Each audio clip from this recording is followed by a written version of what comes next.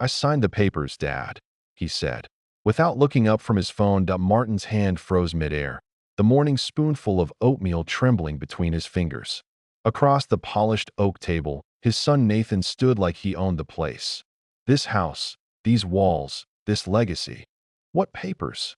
Martin asked, already knowing. Nathan finally looked at him. Calm, professional, distant. The sale. I told you it was a good time. You'll get to relax now. No more housework, no more stairs.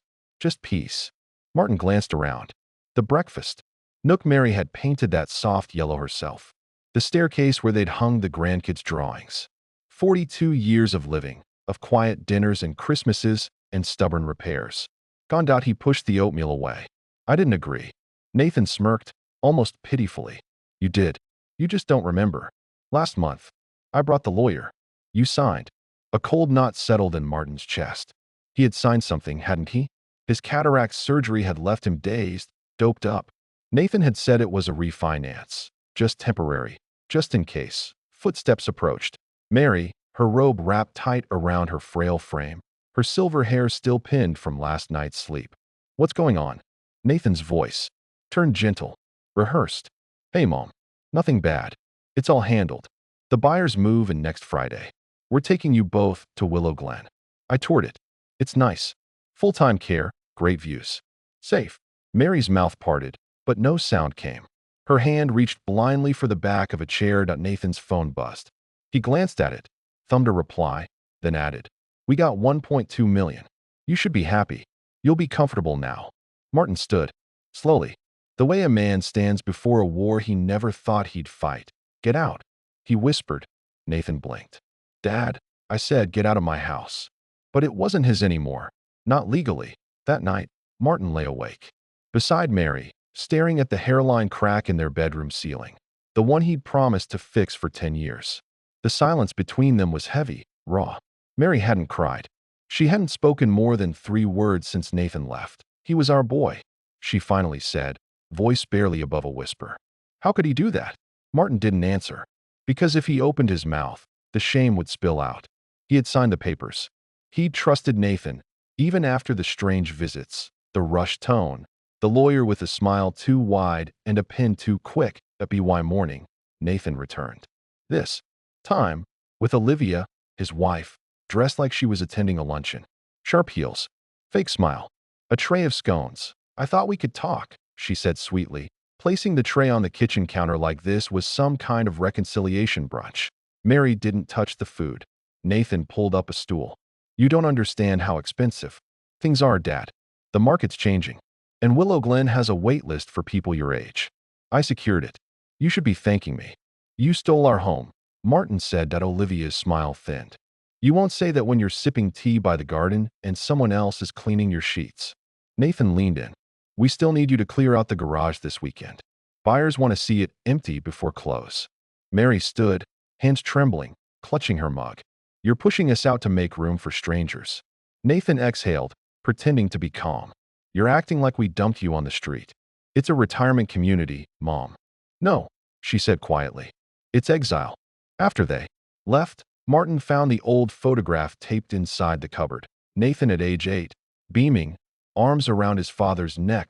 He stared at it for a long time. Then, slowly, he pulled it down. The envelope arrived 2 days later. No return address. No stamp.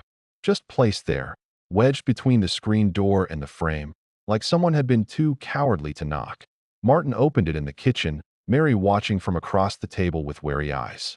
Inside, a folded page from a local real estate magazine, circled in red ink. Their house. A full-page spread. Sold above asking. A rare gem in the hills. Perfect for custom renovation or tear down. Tear down. Mary covered her mouth with both hands. Taped to the back was a sticky note. Congrats, Dad. You did the right thing. Martin stared at the note. The handwriting was Nathan's, but messy, rushed, cruel. Later that evening, a strange sound echoed outside. A truck reversing, beeping, loud against the still evening air. Martin stepped out and saw men unloading crates labeled staging, living room / modern elegance. His house, not even cold yet, was already being dressed like a corpse for viewing. We have authorization to start early, the workers said. New owners asked to fast track.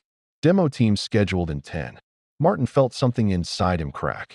Not like a bone, quieter. A kind of silence that settled behind the ribs and didn't leave. The next morning, he called Carla, the family's old lawyer, long retired but still sharp. I need help, he said. He made me sign something when I wasn't well. I think it was fraud. Carla paused. Do you remember what you signed? No, but he recorded it. Said for legal proof. I'll see what I can dig up, she replied, voice low. But Martin, if what you're saying is true, this wasn't just betrayal. Martin closed his eyes, gripping the phone tightly. Was theft, she finished, and Martin finally understood. Nathan hadn't just taken the house, he'd taken them. Rain tapped softly on the windows that night. The kind of rain Martin used to love, soft, steady, cleansing. But tonight it felt like a funeral procession. Mary sat across from him in the dim living room, knees pulled up, her robe clutched tight. The walls were bare now. The house echoed. Even the tick of the old clock on the mantel sounded like a countdown. Martin lit a fire out of habit. The warmth didn't reach them. After a long silence, Mary finally spoke. Do you remember the summer Nathan broke his arm? He nodded. Fell out of the tree in the front yard. You blamed yourself for days. I took extra shifts at the diner, she whispered, to pay for the cast with the superhero print. He hated the plain one. Martin smiled faintly, the memory soft but stinging. I sold my tools that month. Thought I'd buy new ones later. But we never replaced them, she said. And now, he's tearing it all down. Martin looked around the room. Every inch held a sacrifice. Every scuff mark on the floor told a story. The dent in the banister, Nathan's first tantrum. The chipped tile in the kitchen, Mary's favorite mug slipping from tired hands. He stood slowly, walked to the bookshelf, and pulled out an old wooden box. Inside, the hospital bands from Nathan's birth, a single pacifier, and a hand-drawn Father's Day card in crayon. You're my hero, Daddy. Mary rose and joined him. They stared at the items like they were ancient relics. I kept thinking, she said quietly, if we just stayed kind, maybe he'd come back.